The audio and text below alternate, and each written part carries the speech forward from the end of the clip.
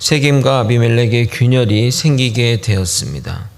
불순한 목적으로 결합한 그들이 분열을 하는 것은 당연합니다.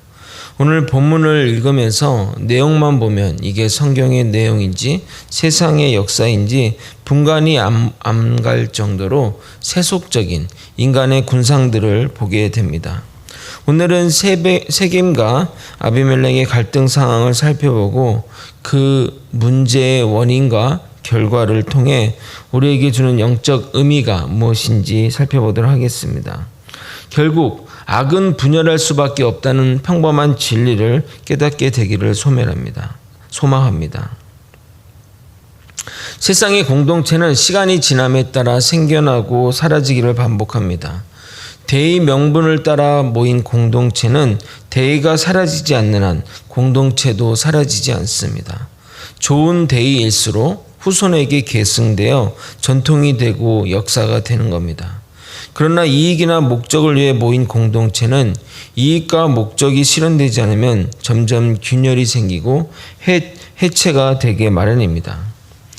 아직 우리나라는 민주주의가 완전하게 정착되지 않아 정치적인 목적에 따라 모였다가 흩어지기를 반복하나 역사가 오래된 민주주의 국가들을 보게 되면 정치 권력은 변하나 당이 추구하는 가치는 변함이 없기에 계속해서 당의 이름을 유지하며 전통이 되고 역사가 되는 것입니다. 유사 이래로 이런 보수와 진보의 대결은 항상 존재해 왔습니다.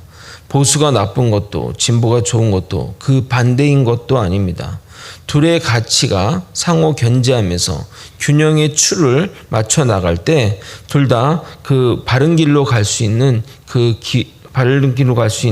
것이 되기 때문에 둘 다 필요한 존재입니다. 절대 권력은 절대 부패한다는 말처럼 인간은 교만해지면 반드시 신의 위치로 나아가기에 건강한 공동체를 유지하기 위해서는 반드시 이러한 견제와 협력이 존재해야 합니다. 그러나 불의한 목적으로 모인 공동체는 그 목적이 사라지면 급격하게 무너지게 마련입니다.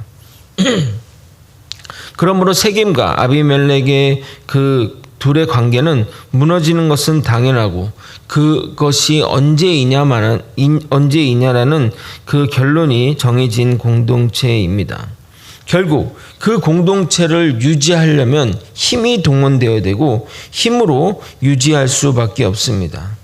대부분 쿠데타로 탈취한 정권은 공포를 이용해 분열을 막고 폭력을 쉽게 사용합니다. 오늘 두 집단의 배신과 음모에 대해 살펴보고자 합니다. 먼저 아비멜렉에 대한 세겜 사람들의 배반 내용입니다. 25절을 같이 한번 읽어보도록 하겠습니다. 9장 25절을 같이 한번 읽어보겠습니다. 시작. 세겜 사람들이 사람을 매복시켜 아비멜렉을 엿보게 하고 그 길로 지나는 모든 자를 다 강탈하게 하니 어떤 사람이 그것을 아비멜렉에 알리니라. 아멘. 세겜 사람들이 산에 매복해서 그 지나가는 자를 강탈한 이유는 아비멜렉에 가는 세금을 강도지 타거나 또는 전국을 혼란스럽게 하여 아비멜렉 정부를 불편하게 하려는 목적입니다. 당연히 이 이야기는 아비멜렉 귀에 들어가게 됩니다. 이어지는 문장에서 가알이 등장하게 됩니다. 그가 누구인지는 모르지만 아마도 알 수 없지만 세겜 사람들이 그를 신뢰하게 되었습니다. 그의 발언을 보게 되면 세겜 사람들의 불만을 적절하게 표출을 해주면서 그들의 마음을 얻었던 것 같습니다. 27절부터 29절을 읽어드리도록 하겠습니다. 그들이 밭에 가서 포도를 거두어다가 밟아 짜서 연회를 베풀고 그들의 신당에 들어가서 먹고 마시며 아비멜렉을 저주하니 에베스의 아들 가알이 이르되 아비멜렉은 누구며 세겜은 누구기에 우리가 아비멜렉을 섬기리요 그가 여룻바알의 아들이 아니냐 그의 신복은 스불이 아니냐 차라리 세겜의 아버지 하몰의 후손을 섬길 것이라 우리가 어찌 아비멜렉을 섬기리요 이 백성이 내 수하에 있었더라면 내가 아비멜렉을 제거하였으리라 하고 아비멜렉에 이르되 내 군대를 증원해서 나오라 하니라. 가을의 발언을 보게 되면 누구의 발언이 생각나십니까? 바로 아비멜렉이 세겜 사람을 자극했던 말과 동일합니다. 혈연 지연을 통해 정권을 탈취한 아비멜렉처럼 가을도 그것을 자극하는 이야기를 하는 겁니다.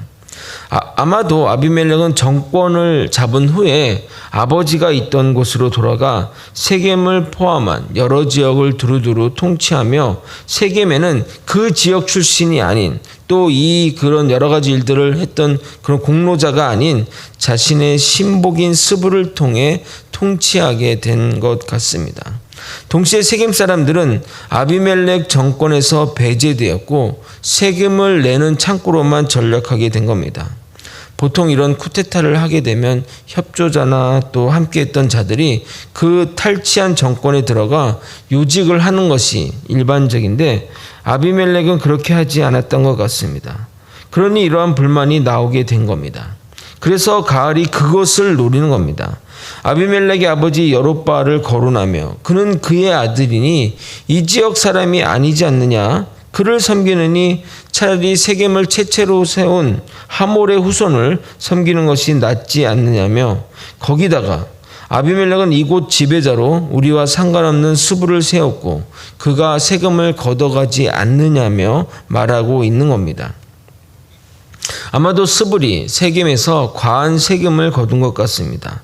그러면서 나를 도우면 자신이 아비멜렉을 제거하겠다고 큰 소리 치게 됩니다. 이를 들은 세겜의 통치자 스불은 아비멜렉의 부하이자 세겜의 통치자 스불은 아비멜렉에게 이 내용을 긴밀히 전했고 이곳 상황을 정하면서 가알이 백성을 이끌고 나가 당신을 치러 가려고 하니 매복하고 있다가 그를 치라고 말하게 됩니다. 이 아비멜렉이 군사를 이끌고 와서 4개 부대로 쪼개 매복하게 됩니다. 다음 날 가알이 세겜 사람들을 데리고 나가자 그때 매복한 군인이 일어서서 진격해 오게 됩니다. 매복한 군대가 나눠서 오자 가알이 놀라 당황하며 스불에게 이게 무슨 일이냐 말하자 스불은 이렇게 답을 하게 됩니다. 38절을 같이 읽어보도록 하겠습니다. 38절 읽겠습니다. 시작. 스불이 그에게 이르되 내가 전에 말하던 아비멜렉이 누구이기에 우리가 그를 섬기려 하던 그 입이 이제 어디 있느냐? 이들이 내가 없이 여기던 그 백성이 아니냐? 청하노니 이제 나가서 그들과 싸우라 하니, 결국 세겜 백성들과 가알은 아비멜렉과 싸우다 도망가게 되었고 사상자들이 성문 앞에 엎드려졌습니다. 그러나 아직 끝나지 않았습니다. 아마도 많은 이들이 성 안으로 도망갔기 때문입니다. 일단 아비멜렉은 돌아가고 스불은 가알과 그 일당을 세겜에서 쫓아내게 됩니다. 이례적인 소동으로 끝나는 줄 알았는데 끝이 아니었습니다. 다음날 생업을 위해 세겜 사람들이 밭으로 나갔습니다. 아마도 아비멜렉은 돌아갔고 가알은 쫓겨나고 책임자들은 처벌되었으니 일단락된 것으로 생각한 것 같습니다. 어제는 성문 앞에서 싸우느냐 대부분 성 안으로 도망가서 완벽한 단죄가 되지 못했는데 이제는 세겜 사람들이 성에서 떨어진 밭으로 나갔으니 거리도 좀 꽤 되었을 것입니다. 아비멜렉과 함께한 부대는 성문 앞에 서고 나머지 2 부대는 밭에 있는 무리를 쳐서 앞뒤로 몰살하게 됩니다. 43절에서 45절을 읽어드리도록 하겠습니다. 아비멜렉이 자기 백성을 3 무리로 나누어 밭에 매복시켰더니 백성이 성에서 나오는 것을 보고 일어나 그들을 치되 아비멜렉과 그때는 돌격하여 성문 입구에 서고 2 무리는 밭에 있는 자들에게 돌격하여 그들을 죽이니 아비멜렉이 그날 종일토록 그 성을 쳐서 마침내는 점령하고 거기 있는 백성을 죽이며 그 성을 헐고 소금을 뿌리니라. 성을 헐고 거기 있는 사람을 죽이고 거기에 소금을 뿌렸다는 이 의미는 그 땅을 황폐하게 만들어 다시는 사람이 살지 못하도록 한다는 의미가 있다는 겁니다. 그러므로 아비멜렉이 세겜성 사람들을 죽이고 그 성을 파괴하고 미래에도 그 성에 사람이 살지 못하도록 저주를 내리는 제의적 의식으로 소금을 뿌린 겁니다.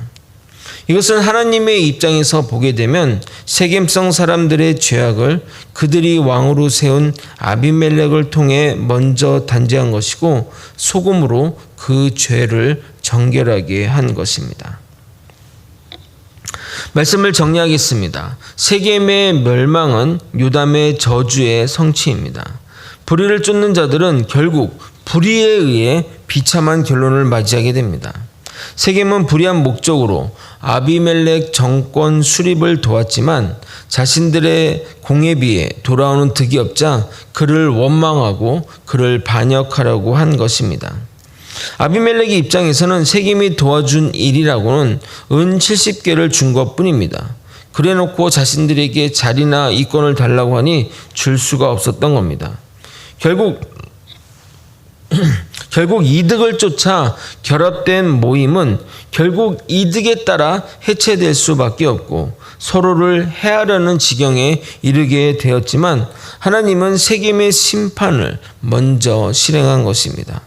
반드시 나쁜 목적으로 결합된 모임은 끝이 좋을 수가 없습니다. 믿음의 사람들은 이런 모임에 참여하면 안 됩니다. 시편의 시인은 이렇게 고백합니다. 시편 26편 3절에서 5절입니다. 주의 인자하심이 내 목전에 있나이다. 내가 주의 진리 중에 행하여 허망한 사람들과 같이 앉지 아니하사오니 간사한 자와 동행하지도 아니하리이다. 내가 행악자의 집회를 미워하노니 악한 자와 같이 앉지 아니하리이다. 우리는 살아가면서 여러 가지 모임과 단체에 가입될 것입니다. 그러면 그 단체가 하려는 행동과 또 뜻을 잘 분별할 필요가 있습니다. 그 모임의 성격이 성경적이지 않고 잘못된 방향으로 나아간다면 당당히 그 모임에서 나오셔야 합니다. 그렇게 하지 않으면 결국 멸망의 길로 나아갈 수밖에 없습니다. 내가 악인들의 모임에 가담하지 않았다 할지라도 그 모임에 있다는 이유만으로 우리는 심판을 피할 수 없습니다.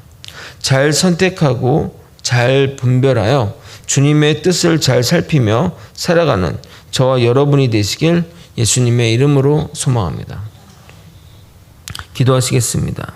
하나님 아버지, 우리가 살아가는 날 동안 하나님의 뜻을 거스리는 모임이나 단체를 잘 분별하여 거기에 속해서 하나님의 영광을 가리는 아버지 행동을 하지 않도록 주님 이끌어 주시옵소서. 성령의 지혜로 잘 분별하고 하나님의 뜻 가운데 살아갈 수 있도록 이끌어 주시옵소서. 하나님의 뜻이 우리와 또 우리 공동체와 우리 모든 성도들 삶 가운데 있기를 소망합니다. 주님 역사하여 주시옵소서. 사랑이 많으신 예수 그리스도 이름 받들어 기도드렸나이다. 아멘. 주기도문으로 예배를